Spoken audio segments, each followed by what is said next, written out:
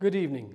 I'm Dr. Charles Bustani, and I'm proud to serve the people of Louisiana's 7th Congressional District.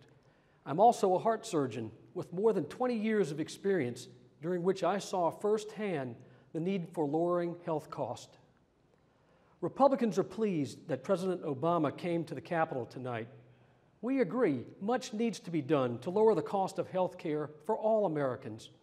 On that goal, Republicans are ready, and we've been ready, to work with the President for common sense reforms that our nation can afford. Afford is an important word. Our country's facing many challenges. The cost of health care is rising. Federal spending is soaring.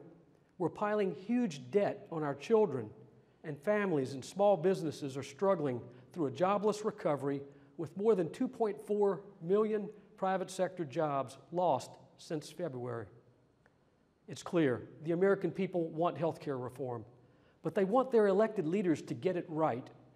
Most Americans wanted to hear the President tell Speaker Pelosi, Majority Leader Reid, and the rest of the Congress that it's time to start over on a common sense, bipartisan plan focused on lowering the cost of health care while improving quality.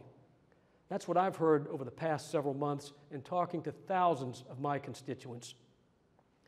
Replacing your family's current health care with government-run health care is not the answer.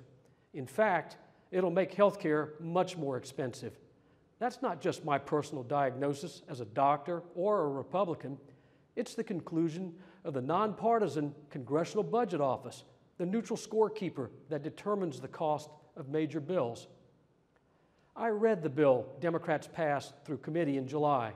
It creates 53 new government bureaucracies, adds hundreds of billions to our national debt, and raises taxes on job creators by $600 billion. And it cuts Medicare by $500 billion while doing virtually nothing to make the program better for our seniors. The President had a chance tonight to take the government-run health care off the table. Unfortunately, he didn't do it. We can do better with a targeted approach that tackles the biggest problems. Here are four important areas where we can agree right now. 1, all individuals should have access to coverage, regardless of pre-existing conditions. 2, individuals, small businesses, and other groups should be able to join together to get health insurance at lower prices, the same way large businesses and labor unions do. 3, we can provide assistance to those who still cannot access a doctor. And 4, insurers should be able to offer incentives for wellness care and prevention. That's something particularly important to me. I operated on too many people who could have avoided surgery if they simply made healthier choices earlier in life.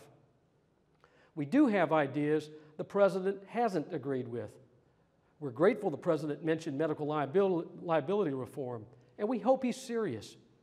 We need to establish tough liability reform standards, encourage speedy resolution of claims, and deter junk lawsuits that drive up the cost of care. Real reform must do this. Let's also talk about letting families and businesses buy insurance across state lines. I and many other Republicans believe that that will provide real choice and competition to lower the cost of health insurance. Unfortunately, the President disagrees. You can read more about all of these reforms at healthcare.gop.gov. These are common sense reforms that we can achieve right now without destroying jobs, exploding the deficit, rationing care, or taking away the freedoms American families cherish. This Congress can pass meaningful reform soon to reduce some of the fear and anxiety families are feeling in these very difficult times.